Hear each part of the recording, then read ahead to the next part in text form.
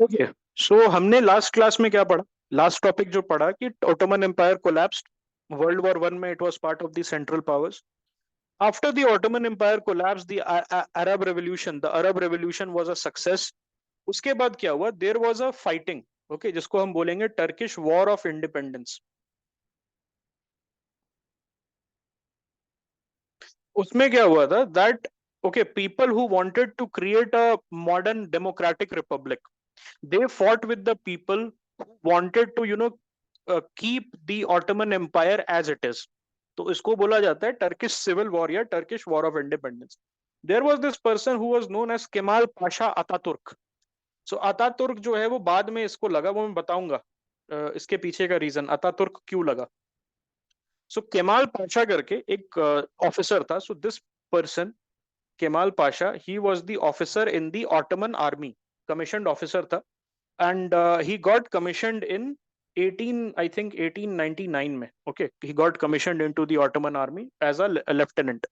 Then he rose through the rank, and during this World War One, he was given the charge of important basically battalions and important armies. और इसने कहाँ लड़ाई की थी? Turkish Russian border पे, because Turkey और Russians ने भी कॉकसस रीजन में बहुत ब्रूटल वॉर्स लड़े थे. The Russians fought brutal Wars with the Ottomans. तो जो वॉर हुआ था उनका इन दी कॉकसस माउंटेन, वहां पर ही बिकेम अ कमांडर. वहां पर he became a very well known commander. So he became the commander after Turkey basically capitulated. So he was promoted as the commander of all army. Entire army का commander इसको बना दिया गया था, marshal बना दिया गया था of the Turkish army. So he sided with the democratic forces. Turkish War of Independence हुआ after the defeat in World War One, and the democratic forces won. Or Kemal Pasha, he became, okay, he basically became the president of Turkey. Okay. जो Ataturk था, he was not a very keen on continuing the old system, the Islamic system. अगर मैं देखो certain चीजें हैं आप जाके पढ़ सकते हो कि what was Kemal Pasha's view on Islam. Okay, he was not he was a borderline atheist. आप ये कह सकते हो he was an atheist, and he had very strong opinions on Islam as a religion and as a religion which is suitable for the Turkish society. और उसका ये कहना था, बिकॉज अगर आप सोर्सेज में कोट कर दूंगा, I am not making this up, but Kemal Pasha का ये कहना था कि जो इस्लाम है this is not suitable for the Turkish society. And he said कि Islam came from the Arabian peninsula, और it is not suitable for the Turkish identity, the Turkish society. Okay, so Kemal Pasha, he became the president, and then he started, okay, after Turkish War of Independence, he started reforms. तो सबसे पहला reform क्या था? Abolition of Sultanate and Caliphate. आपको याद होगा तो non cooperation movement, NC non cooperation movement which was clubbed with the Khilafat agitation. It was to protect the Khalifa, the Ottoman ruler. But after the abolition of the Sultanate and Caliphate, when the democratic forces won, okay, when the democratic forces won, the Khilafat agitation also got over. Okay, that's why 1922 तक steam NCM का non cooperation movement because of Chauri Chauraha incident and Khilafat agitation because of the win of the democratic forces in the Turkish War of Independence or the Turkish Civil War. Okay.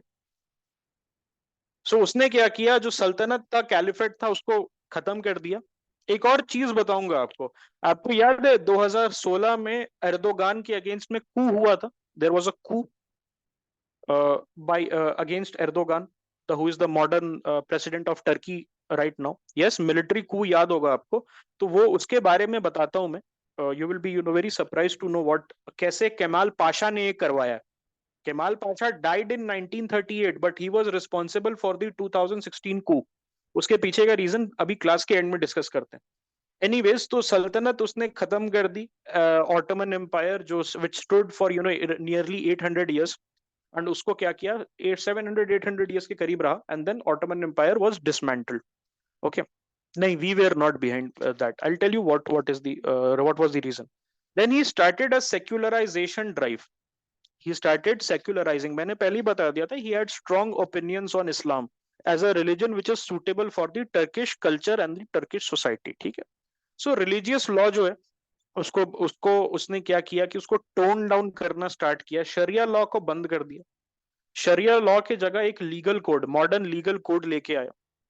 Then उसने educational reforms किया जिसमें western model पे education अब देता था, इस्लाम की पढ़ाई, okay, दीन की पढ़ाई अब कम हो गई, अब वेस्टर्न मॉडल पे पढ़ाया पढ़ाया जाने लगा. And he was very passionate about this and he didn't want anyone to point fingers at him कि आप ऐसा मत करो. जो करता था basically, he was very ruthless when it came to silencing his opponents. Okay,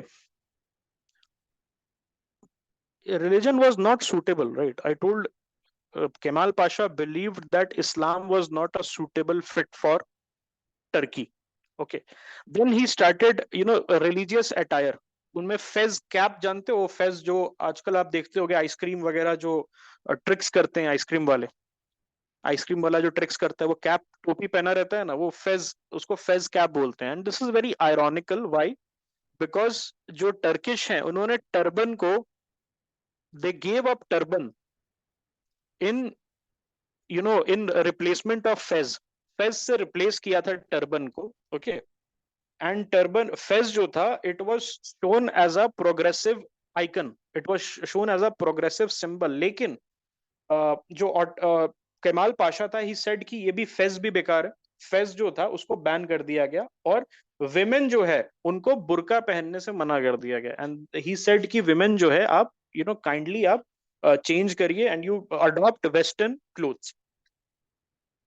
then he also did cultural reforms. तो Arabic script जो था पहले राइट टू लेफ्ट लिखा जाता था इस टाइप से, जैसे उर्दू लिखी जाती है और आपका बेसिकली ये लिखा जाता है, उर्दू लिखा जाता है या आपका अरबिक लिखा जाता है या फारसी लिखा जाता है. उसको रिप्लेस करके उसने क्या किया, लैटिन से चेंज कर दिया, लैटिन अल्फाबेट ABCD ऐसे. ओके, तो अब जो टर्किश अगर आप देखोगे तो अगर एक टीम है उनकी, क्या नाम है उसका, there is a team which is a team, एक ट्राबेनोस्पोर है, right? There is a team, very famous team, Istanbul Besiktas, what is that team Galatasaray, right? तो गालातासरे जो है वो ऐसे लिखा जाता है, Galatasaray, it's written like this. और वो यूज करते हैं जर्मन डॉट.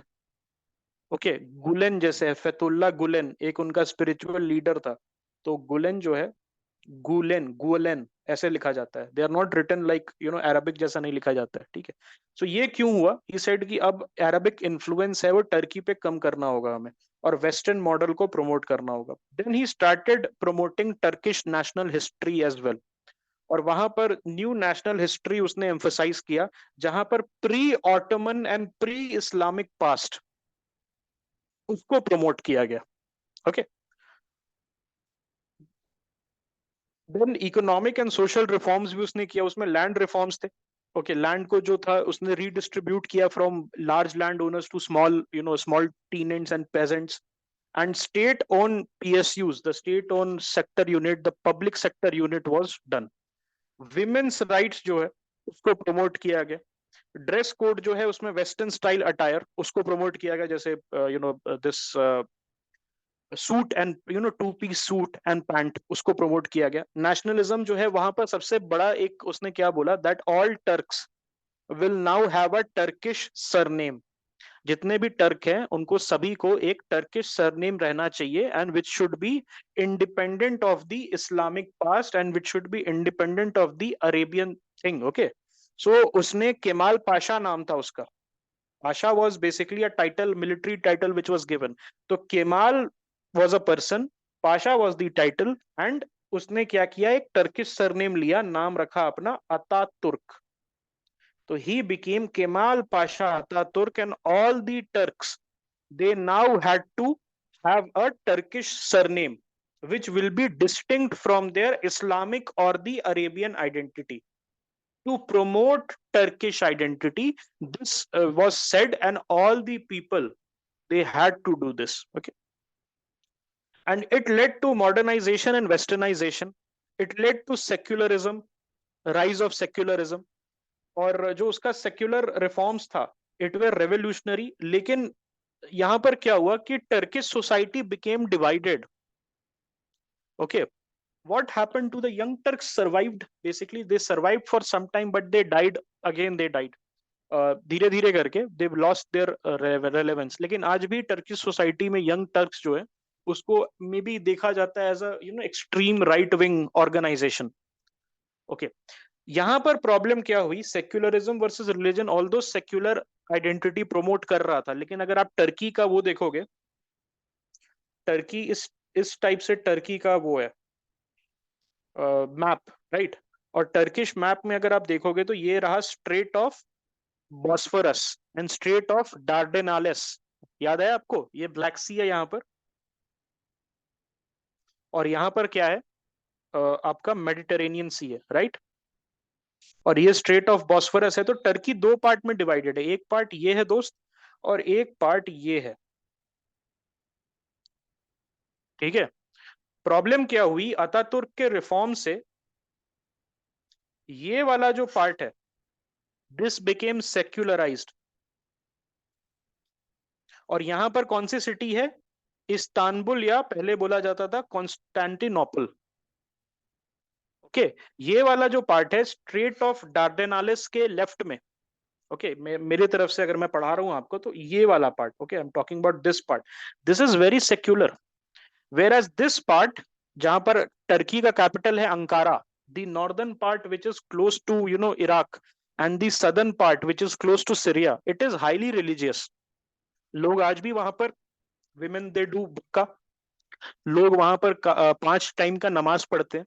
वेरस ये वाला जो पार्ट है यहाँ पर केमाल पाशा का जो सेक्युलर रिफॉर्म्स है उसका सबसे ज्यादा, जो यूरोपियन पार्ट है टर्की का, उसमें सबसे ज्यादा इम्पैक्ट सेक्युलर पॉलिसी का हुआ. If you go to Istanbul you will see women wearing western dresses. वहां पर इवन प्रोस्टिट्यूशन इज अलाउड.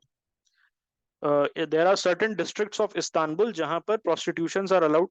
ये चीजें इस्लामिक वाले साइड में नहीं अलाउड है यहाँ पर. Okay, women and men lovers, basically young lovers, they can hold hands and they can do anything they want, whereas in the Islamic sides इन ये सब चीजों पे मना है. ओके, नॉट बैंड पर से, लेकिन इन सब चीजों पे मना है. और एर्दोगान जो है वो बेसिकली ये वाले पार्ट जो इस्लामिक पार्ट है जहां पर पॉपुलेशन अच्छा खासा है उसको प्लैंडर कर रहा है. तो उसने Hagia Sophia which was a place, basically एक मॉन्यूमेंट था, उसको उसने मॉस्क में कन्वर्ट कर दिया. Why? Because he wanted the vote of this region. और यहाँ पर अब देखो, मैंने बोला था आपको, I will tell you why the 2016 revolution took place, not the 2016 coup. उसके पीछे का रीजन है दैट द टर्किश आर्मी, उसमें क्या हुआ था 2016 में, टर्किश आर्मी ने एर्दोगान को डिस्प्लेस करने की कोशिश की थी.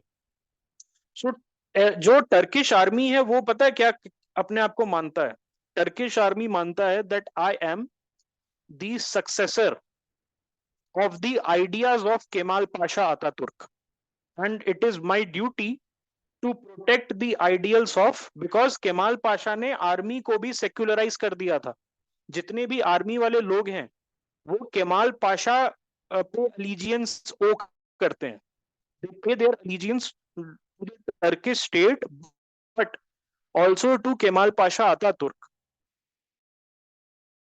He wanted Turkey to be, a secular republic, free from Arabian influence and Islamic influence. And rightly so. He wanted it to be free from Arabian and Islamic influence. Kemal Pasha died in 1938 from alcohol overdose. He died from liver cirrhosis and alcohol overdose. He used to drink half a gallon, around 2.5 liters of alcohol per day, and smoke 6 to 10 cigarettes. ये कोई भी Islamic आदमी नहीं करेगा इस्लाम में, because drinking and smoking is prohibited, है ना. इतना तो हम पानी नहीं पीते जितना वो पीता था. 1938 में एट द एज ऑफ 57 उसका liver gave up, Kemal Pasha का liver, and rightly so, no Muslim man would die from alcohol poisoning or alcohol overdose, because Kemal Pasha जो था अपने आप को इस्लामिक नहीं मानता. तो जो दो पार्ट है मैंने आपको बताया, आर्मी ने क्या किया था जब Erdogan he started the re-Islamization of Turkey to get the hardcore Islamic fundamentalist vote, जो कि ईस्टर्न पार्ट में, जो एशियन पार्ट है टर्की का, it is still Islamic, and it is not Islamic as per the laws are secular and codified, but it is Islamic as per the tradition. तो यहाँ के जो लोग वोट करते हैं वो एर्दोगान को वोट करते हैं, वेराज इस्तांबुल के जो लोग वोट करते हैं, जो यूरोपियन पार्ट है, वो दूसरे लोगों को, जो सेक्युलर कैंडिडेट्स हैं, उनको वोट करते हैं। इस्तांबुल में एक एडवांटेज है that Istanbul is the economic capital, वहां से मेजर जीडीपी प्रोड्यूस होता है, whereas the western part is poorer comparatively. Okay, so that's why I said कि 1938 में मरा हुआ आदमी 2016 में जो कू हुआ था उसके लिए रिस्पॉन्सिबल था। Why? Because the army man जो अपना अलीजियंस ओ करते हैं, okay, to the Turkish secular republic, they said कि यार ये एर्दोगान जो है इसको हटाना पड़ेगा because he is pandering to the core Islamic voters. Okay, that is the reason. Any further questions you guys have? Any further questions that you guys might have? बताओ।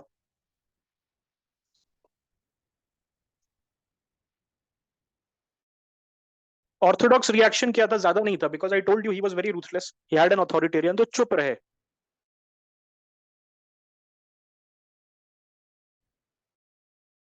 Eastern part of Turkey will be more or less normal, जो Islamic identity के अंदर था, और जो western part है, जो western part है, that will be secularized as per the vision of Ataturk.